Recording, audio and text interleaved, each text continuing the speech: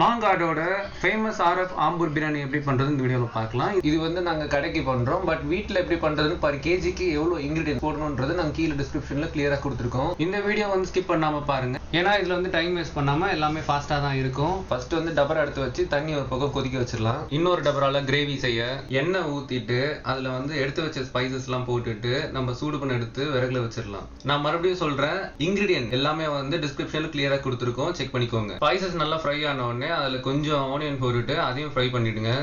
Onion நல்லா fry ஆனதுக்கப்புறம் garlic paste add பண்ணிட்டு அந்த ரா ஸ்மெல் போற வரைக்கும் அதையும் நல்லா ஃப்ரை பண்ணிக்கோங்க. அதுல மின்ட் கொரியண்டர் லீவ்ஸ் ஆட் பண்ணிட்டு நல்லா கிண்டி விட்டுட்டு அப்புறம் எடுத்து வச்ச சால்ட்டும் காஷ்மீர் சில்லி பேஸ்ட் ஆட் பண்றீங்க. அதை ஒரு 2 மினிட்ஸ் நல்லா மசாலா ஸ்மெல் போற வரைக்கும் மிக்ஸ் பண்ணி விட்டுட்டு அதுல வந்து நம்ம எடுத்து வச்ச தயிரை போட்டுருங்க. அதையும் நல்லா மிக்ஸ் பண்ணிட்டு அப்புறம் நம்ம எடுத்து வச்ச தக்காளி ஆட் பண்ணிடலாம். நான் வந்து இதுக்கு நாட்டு தக்காளி யூஸ் பண்ணிருக்கேன். தக்காளி போட்டதுக்கு அப்புறம் அதை மிக்ஸ் பண்ணாம அதுல அப்படியே நம்ம எடுத்து வச்ச வெங்காயமும் ஆட் பண்றேங்க. வெங்காயம் வீடியோல இருக்கிற மாதிரி நீட்டா வெட்டிக்கோங்க.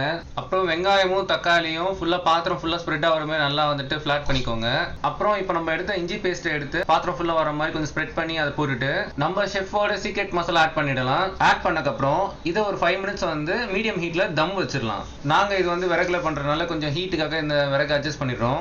சிக்கன் வந்து வித் ஸ்கின்னோட எடுத்திருக்கோம். சிக்கன்ல இருக்கிற வேஸ்ட் எல்லாம் ரிமூவ் பண்ணிட்டு நல்லா ஒரு 2 டைம்ஸ் வாஷ் பண்ணிக்கோங்க.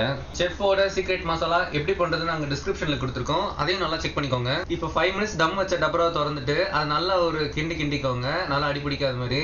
அதுல வந்து நம்ம கழுவி கிளீனா வச்சிருக்க சிக்கன் ஆட் பண்ணிடலாம். சிக்கன் வந்து மசாலா கூட நல்லா மிக்ஸ் ஆகிற மாதிரி கிண்டி விட்டுக்கோங்க.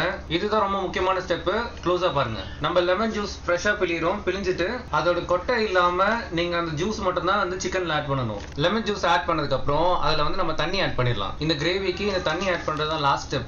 இதுதான் ரொம்ப முக்கியமான ஸ்டெப், ஏன்னா இதுதான் வந்து ரைஸ் உதிரியா வரதுக்கும் இல்ல குழஞ்சு வரதுக்கும் காரணம். தண்ணி ஆட் பண்ணதுக்கு அப்புறம் இதை 15 நிமிஷம் மீடியம் ஹீட்ல தம் வச்சிடலாம். இப்போ வந்து பிரியாணிக்கு தேவையான ரைஸை எப்படி ப்ரிப்பேர் பண்றோம் நான் காட்டுறேன். ரைஸை கண்டிப்பா 2 வாட்டி நல்லா வாஷ் பண்ணணும், அப்பதான் ரைஸ் நல்லா உதிரியா வரும். இப்போ நம்ம ஃபர்ஸ்ட் தண்ணி பாயில் வச்சோம்ல, அதுக்கு வந்து நம்ம நல்லா ஹீட் இன்க்ரீஸ் பண்ணிடலாம். ஏன்னா நம்மளுக்கு இப்போ கொதிக்கிற தண்ணி தேவை.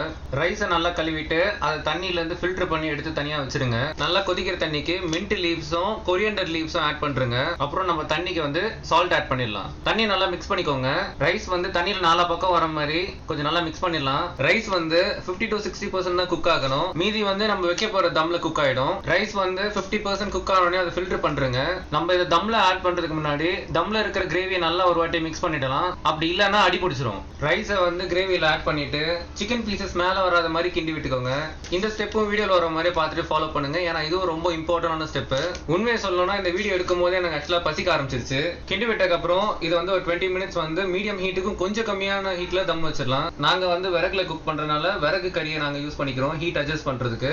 இப்போ செம்ம டேஸ்டான பிரியாணி ரெடி ஆயிடுச்சு. எவ்வளவு உதிரியா இருக்கு பாத்தீங்களா? இந்த வீடியோ உங்களுக்கு பிடிச்சதுன்னா லைக் பண்ணுங்க, சப்ஸ்கிரைப் பண்ணுங்க, கமெண்ட்ல ட்ரை பண்ணிட்டு எப்படி இருந்துச்சு சொல்லுங்க.